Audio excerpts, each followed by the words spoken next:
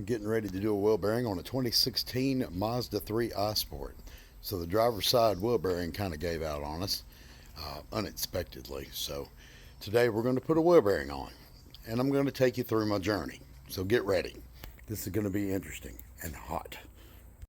And this is the car we're working with today. And this is the wheel bearing we're doing right there. All right, let's get after it. Now, in case you're wondering what the telltale sign is for having a bad wheel bearing, it could be a couple things. A wobbly wheel, roaring in the front, but the big telltale of all is this right here. Yeah, it should never wobble like this. It should never make a sound when you're doing that. It should be hard to do. This is the biggest telltale of them all. Wobbly, wobbly, wobbly. So we're going to have to get after it now. Get after it now.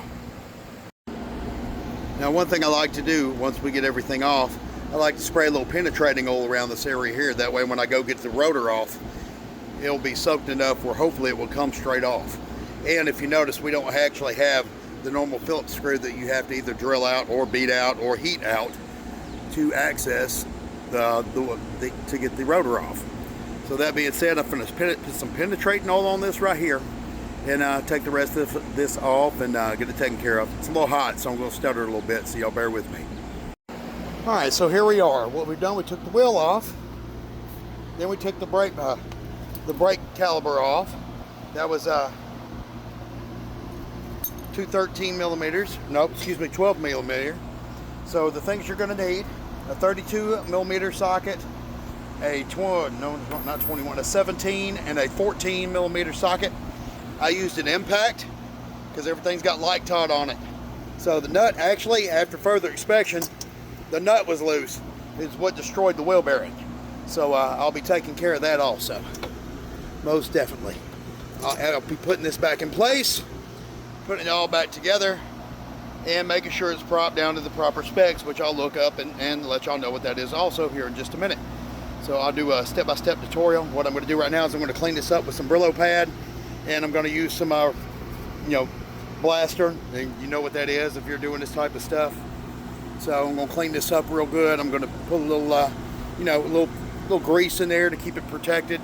Not a whole lot, because you don't want it getting all over your brake system. And I'm going to slap it back together. All right, so we got the wheel bearing on. I got a little bit of tidbit of advice for you when you put it on. I haven't actually got the axle nut on yet, but a little tidbit, a little bit of a thing here. Make sure you put this guard on correctly, okay? Do not get it backwards. It's very important. You'll have all kinds of issues. So make sure you take a picture or whatever you got to do and get it back on the exact same way you took it off. Now, so your bearing bolts, you have 4, one on the back, each side, 14 millimeter, okay? What I do is I use the bolts to line it up, and then I bring it in slowly. I ratchet each one down until I get it flush, just like I were doing a tire. Now you got your poke patterns. I do the same thing. That way it pulls it in flush and it ain't cocked at an angle, and it doesn't interfere with your sensor if you have one. So that being said, I run them in. I don't tighten them monster tight. I bring them back out and I put some thread locker on it. Now it comes in red or blue. I had blue available, so that's what I used, and that's what they had on it too. Now, upon inspection of the old wheel bearing, I noticed that the CV axle nut was not tight.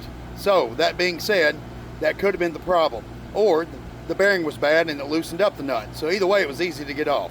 I'm going to thread lock it on the way back on. So get back to you in a minute with the rest.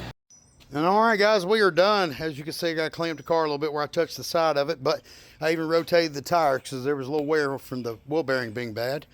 But that being said, greased the slides on my brake calipers. I went ahead and did a little Loctite on a few things and stuff of that nature.